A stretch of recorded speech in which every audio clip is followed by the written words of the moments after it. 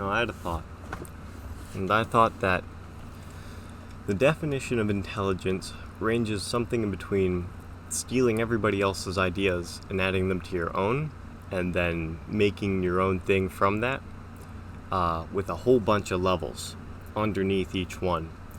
And I wrote something a long time ago that I think put this concept really nicely together, so I'd like to read that today. Confusion. It has its cost. People have a cost. They come into your life and they can be a blessing or a curse. They come into your life as a boon or a devil. And they come into your life so that trade is mutually beneficial or the odds are stacked in their or your favor. Now, some people cannot help this fact, and some people cannot see past it. The goal is to be intelligent enough to perceive motive.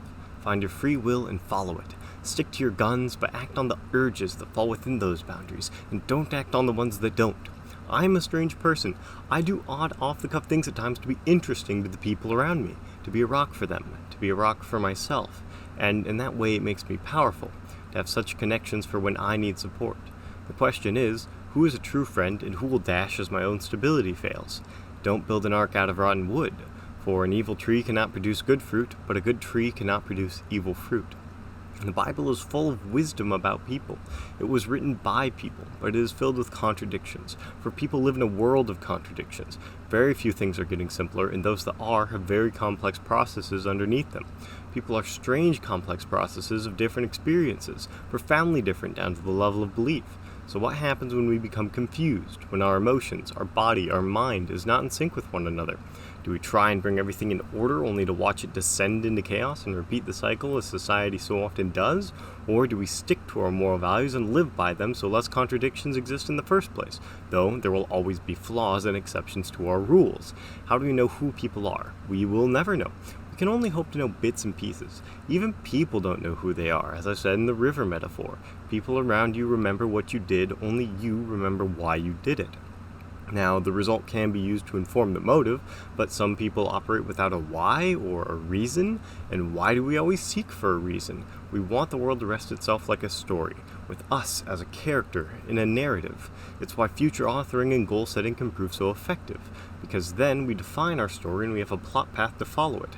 And I just realized that a long time ago, though only last year, I said to myself, if you want to keep living, describe your reason to live as complexly as you possibly can, because shortening it down to a yes or no question is hell, and it sucks. It sucks horribly to live in hell, where your mind only thinks of yes and no. Where's the middle ground in those extremes? So I made rules to keep on living. And one of them was, find the meaning of life, and you will die only in complete control. Like going the way of Jesus, or Socrates. I stay true to myself to the end of my life and I succeed. I truly don't think there is anything after, though I wish there was. And I don't think life repeats itself, though I've had visions that it does. And I think the reason we fear death is because our body truly knows what happens, but our mind hasn't caught up yet. Because if it was realized, we would all be dead. It's why animals have it so lucky. They don't see the line on the rock or the flood on the horizon. They just keep living, and they just keep trying to survive, their brain not comprehending the fact of their existence as an absolute miracle.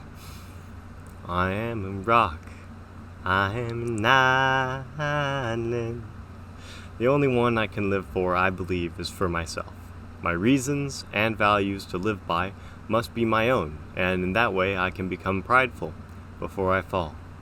No one can force themselves to be a god, no matter how much they want to control everything, even the small aspects of their lives. You are not your own tyrant. You are affected as much by the rains and the tide as anyone else is, and anyone else is watching you for when you slip.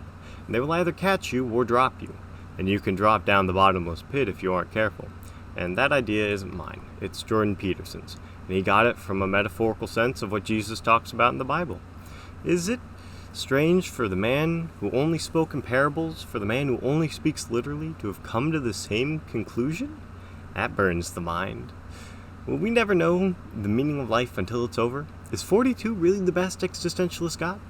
I'll keep writing, and I'll analyze the patterns of people for stories, for wisdom. Everyone loves a good story. good story sticks with you long after you hear it and only gets better with age. Like a metaphor for something you can't find the words for. But people want me and people need me, and I must go to them. The expectations and free time of one lead to the benefit of others, and the joy of my own life. I find the patterns and I write. Stories come out of light. Thank you. I wrote that back in 2018.